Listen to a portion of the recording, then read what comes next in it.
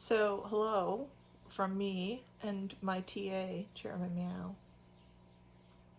I thought you might like to meet him. So first of all of this is obviously very strange and terrible. And the number one thing I don't want any of us to do is sweat it. You know, you, me, anyone. I'm going to take seriously the responsibility to try to maintain instruction through to the end of the term, but I don't want, this is a strange and scary time, and I don't want people to get hung up on it. And of course, you can all take pass fail if you want to at the end of it, and et cetera, et cetera. Pit slate all that out.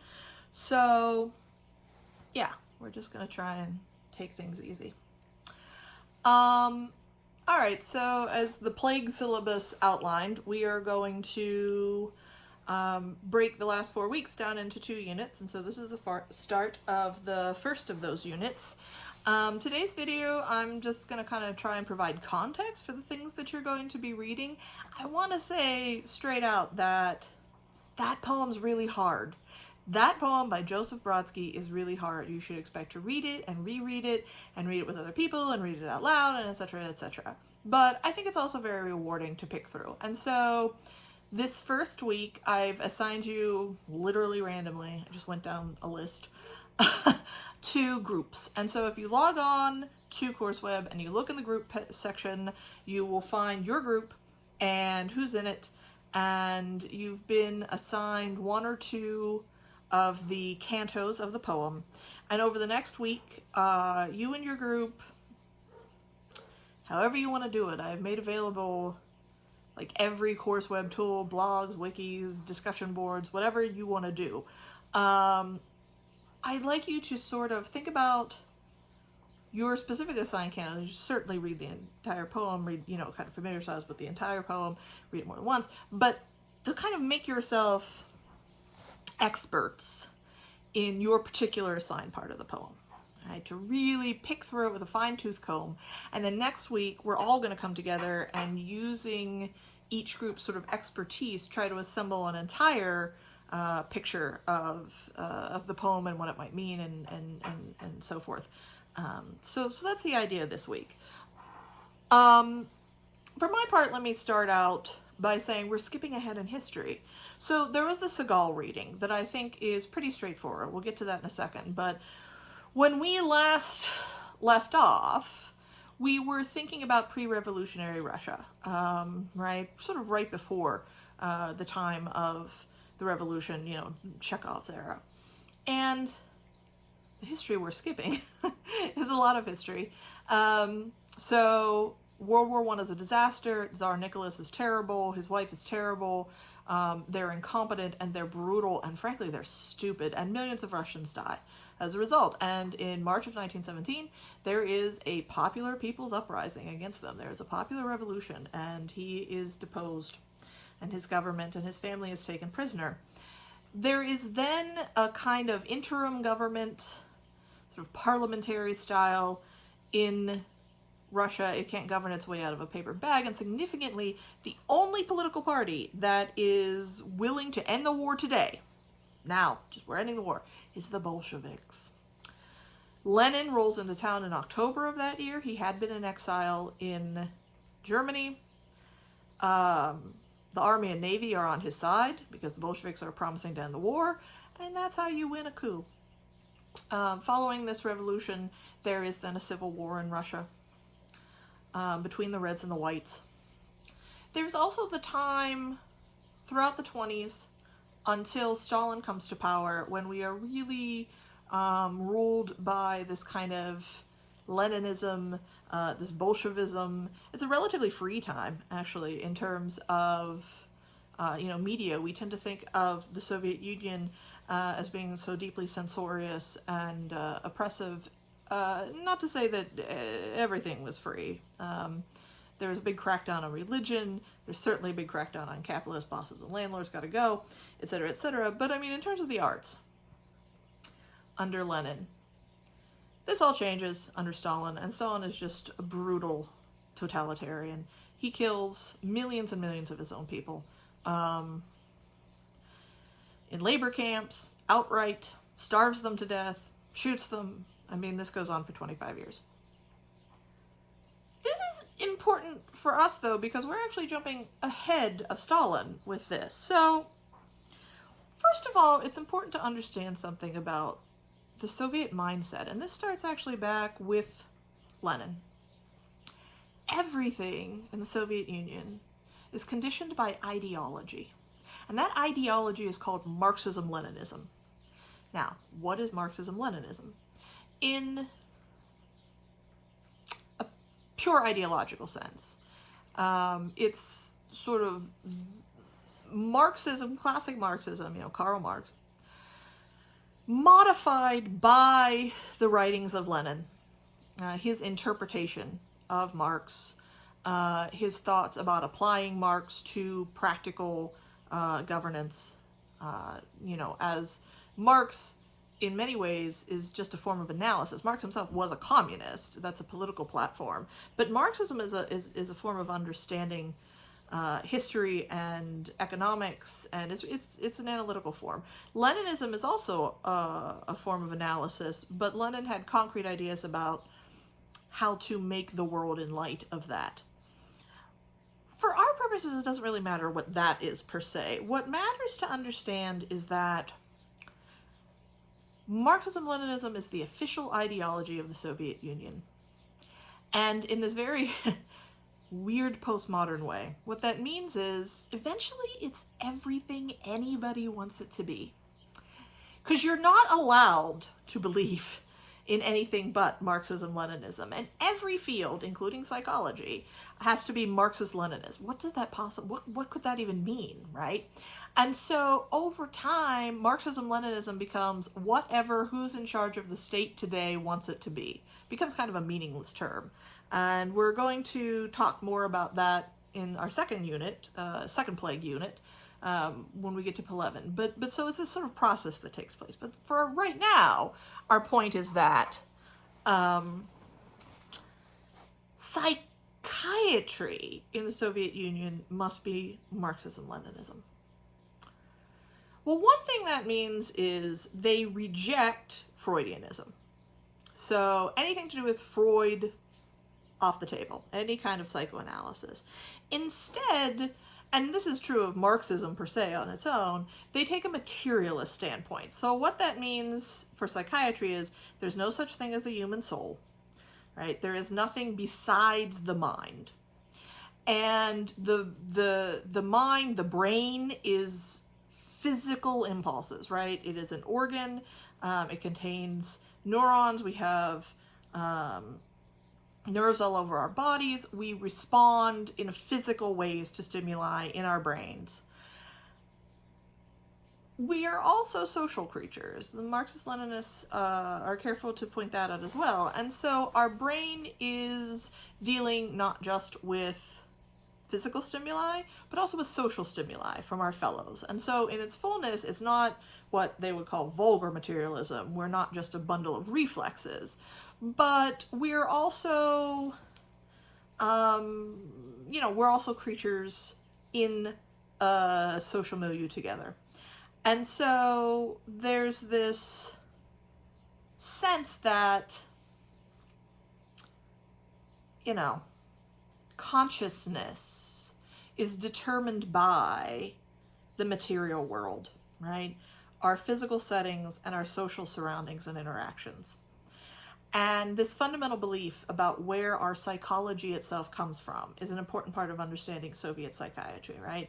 That our world and its relations in the material sense are conditioning our consciousness. And furthermore, the Soviets are compelled to believe in the idea of the blank slate. I mean, imagine you've just thrown a revolution. You've got people my age that have been conditioned by a lifetime under czarist and increasingly capitalist ideologies. Can I adjust to the new world? Even if I want to, can I, right? And so if you want your revolution to be successful, one, you have to assume that consciousness is malleable enough that yes, somebody like me can fully sort of convert, so to speak, can fully be reformed. You also have to believe that there is no such thing as quote unquote human nature, something innate or inborn, right? That we come out of the womb a certain way. Because if that were the case, then the human nature of the past czarist regime would be inalterable even in children. And so there is a psychiatric ideological commitment to the idea that we are all born as blank slates and devoid of any kind of preconditions of consciousness, and then that consciousness is formed by the material world and the social relations that we encounter and can be reformed again and again if need be, if those material conditions change. And so that's an important part of thinking about what Marxism-Leninism means in the psychiatric context. So those are kind of sort of background ideas that psychiatry is working on. Here's the thing. After Stalin, the Soviet regimes were never again so brutal. They couldn't be. They just, you couldn't just round up your enemies and shoot them. Good. There was still the need to get rid of political dissidents. And a scandal that breaks out, sort of in the world, and this is certainly part of the Cold War, in the 60s and the 70s, and this is what Segal is responding to, Boris Segal in his piece. And he himself is a Soviet psychiatrist who fled to the West, fled to America. So this is somebody that is not necessarily sympathetic to the Soviet cause at all, right? He's a refugee. But I think it's important to note when you do that reading that he's very even tempered about the approach, right? He's very fair about it. There's nothing sensationalist, and in fact, he exonerates the Soviets of the worst charges that are leveled against them in the West. He's pretty objective about it. And so the thing is that he points out that yes, sometimes the mechanism of commitment, right, sort of this carceral psychiatry, is deployed against political dissidents who are perfectly mentally normal. And there have been many accusations of that made by people in the Soviet Union who escaped into the West. Solzhenitsyn is one of them, a sort of famous example. He says that does happen. He also points out, though, that the Soviet Union has different ideas culturally at this point about what mental normalcy is. And he says in a society that is so conditioned by ideology, every little aspect of it is held together by this uniform, universal ideology of Marxism-Leninism, whatever that might mean today. To go against that is seen as a little crazy, right? This is a little abnormal. And so it forms a part of what, for a Soviet doctor, is genuinely a legitimate diagnosis. To see somebody raging fruitlessly against the state looks like mental abnormality. It's also worth pointing out that, and we've discussed this already, that in different times and different places, how broad or how narrow the view of what's considered normal in a society is changes a lot. And in this case, we're just dealing with a more narrow sense of what's normal, and we're dealing with a broader sense of the steps the state can take to maintain normalcy in society, right? To police people's behaviors in a literal, coercive, carceral way. Now, I'm not saying any of this is good, but I am saying that, and something that Segal is careful to point out, while it is the case that there is sometimes just this straight up nefarious political persecution that happens by the means of the psychiatric system in the Soviet Union because they can no longer merely send their opponents to the gulag, but they can send them to the asylum. That happens. But he says it is not the case at all that the majority of Soviet psychiatrists are engaged in this kind of nefarious behavior, but rather what we have is a society that is very different from Western society, that has very different ideas about, oh, there goes Harry. A society that has very different ideas about what constitutes normality, about how far the state can go to enforce normality in a mental context, and diagnostic criteria that are deeply, deeply ideological, right? The political ideology is a part of how we are thinking about and diagnosing psychiatric patients, because political ideology is a part of literally everything in the Soviet Union.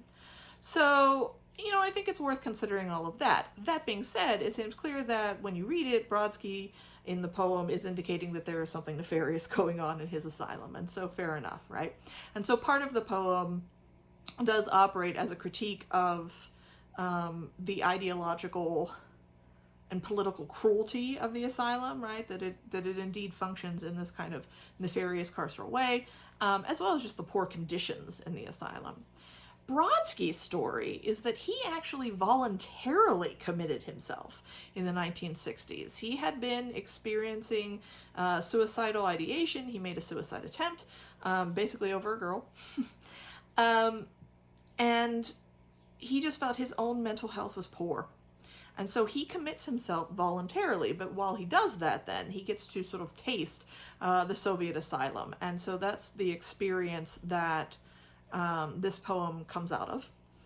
He quickly decommitted himself. It was a nightmare.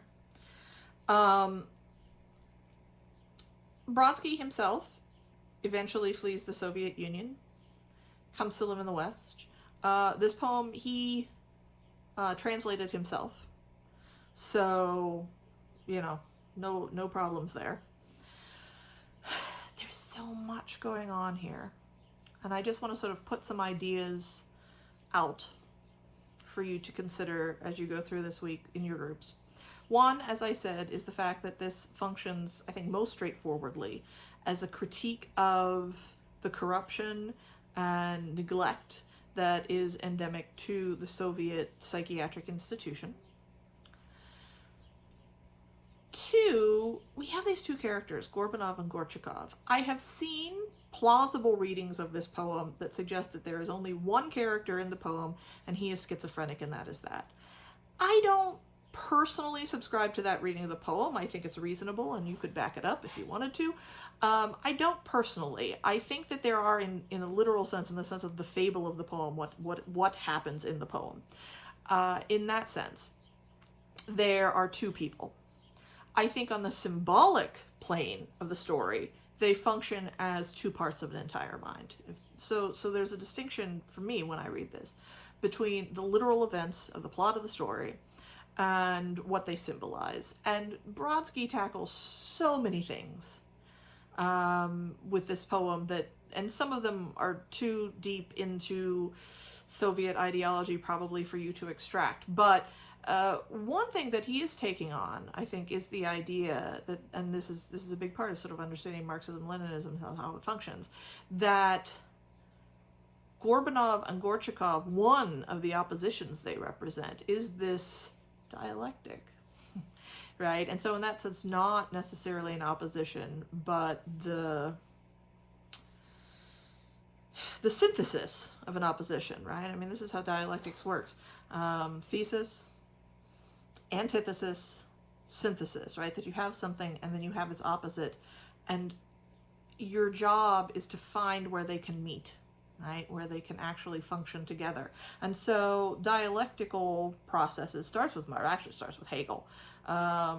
If you're familiar with classic philosophy at all, Marx starts out his life as a young Hegelian. He picks up the dialectic method of thesis, antithesis, synthesis. That makes a new thesis. Now you pull in a new antithesis, synthesis, on and on and on. This kind of process of just thinking about things. Marx pulls that from Hegel. It becomes very much a part of classic Marxism. Lenin maintains it. So this idea of this dialectic, right, of these things that are opposite, but then we must find how they come together, I think is very much a part of the structure of this poem, right? This sort of dialectical structure between Gorbanov and Gorchakov. And I think one of the theses and antitheses, this is better than the video I filmed for my short story class where I started coughing in the middle of it. And I assure you, as far as I know, I do not have the Rona, but I was like, man, this is so suspicious right now. I hate it. Anyway.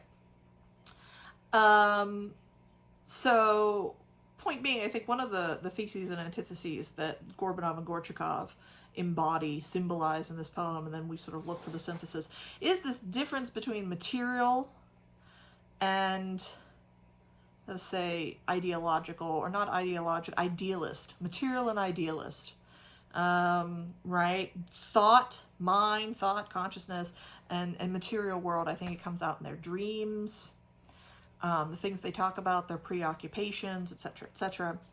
And I mean, one of the ways that we have to understand these characters is through their dreams. And there's tons and tons of imagery, right? We have mushrooms, we have the sea, we have stars, a great deal of reference to astrology. The food in the institution keeps coming up. We talk about love. We talk about Gorbanov's family, his wife, his child. We talk about zero, the empty plate, or the clock without numbers, these kinds of circular ideas that come in. Stars, the street below, right? I mean, there's so much imagery. And partly what I'd like you to do in your groups is to sort of pick through that imagery within the cantos I've assigned you.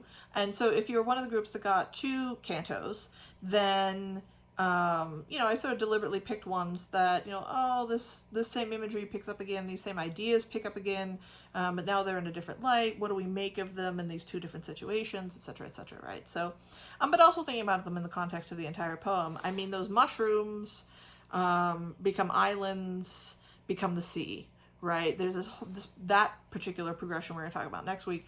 What is that? How can we understand that?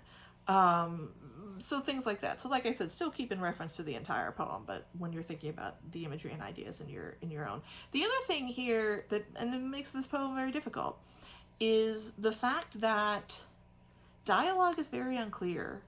I've read this poem multiple times. I can still occasionally get lost. Now, they do, if you read it enough, have distinct voices, Gorbanov and Gorchakov. You'll start to get used to it, but it will take many rereadings. What I would recommend is, one, if you get the opportunity, read this poem aloud with someone else so that you can go back and forth. Literally, it will help, I swear. The other thing to do, maybe in your groups, to sort of sort this out, a preliminary thing to do, is to really focus on who's saying what. And by which I mean, one of the ways that we can distinguish who's talking, even without dialogue markers, is what they talk about, their subjects. And this is where we get into this kind of like idea, mind, consciousness versus the material world, those kinds of concerns. Things like this, right? The imagery each uses is different, the sort of the concerns they have, right? But I mean, it takes a while to sort this out. So I would suggest that might be one thing to do, is to sort of see what exactly kind of things is Gorbanov talking about? What is Gorchakov talking about? And sort of sort them out that way. One of the groups has, oh, there goes Chief. One of the groups has a canto that seems to collect all of the dialogue markers from all the rest of the poem into their canto. He said, he said, he said, he said. So you're going to be slightly different thinking about that. There's also a conversation that happens in another canto. Another group gets this canto on its own, where it's not Gorbanov or Gorchakov talking. Who is talking? Is it the doctors? Is it, what's this perspective, and what does that perspective lend to the entire poem? So different of you have different projects in your groups this week, but I'd say those are some starting points. And that's sort of the context that we're working in. This week, like I said, we're just sort of doing this preliminary, just trying to get a hold of your portion of the poem in connection to the rest of the poem. And then next week, I'm going to look over all the stuff that you guys put in your groups on CourseWeb. And so that's the other thing. Please, whatever kind of collaboration you do, discussion chat, I don't care what it looks like, but keep it on CourseWeb, because I'm going to be looking there to assess what you're doing, and assessments are getting kind of free and easy, I think, in these plague days, but nevertheless, right, you're still expected to do work. But that's, so I'll be looking there in order to assess you, but also for me to be able to kind of synthesize all this, see what everybody's talking about. So the next week, come back, another video, right? And sort of turn people loose, all of you as a class, to talk together to try to put together the things that you came up with in your groups, and make a synthesis, right? To understand, to understand the poem as a whole. So that's the general outlook on things right now. And stay safe, wash your hands. And finally, the other thing I want to say is, this is true of me and this is true of all your professors, whether they want to admit it or not. We have no idea what your lives are like when you go home. I don't know what your access to internet is like. I don't know what your home life is like. I don't know anything. Certainly, if some problem with getting on the internet at all comes up, let me know. Anything to do with that, certainly, God forbid, if you or a family member gets sick, right? Do not feel like this is a thing that we have to tough out.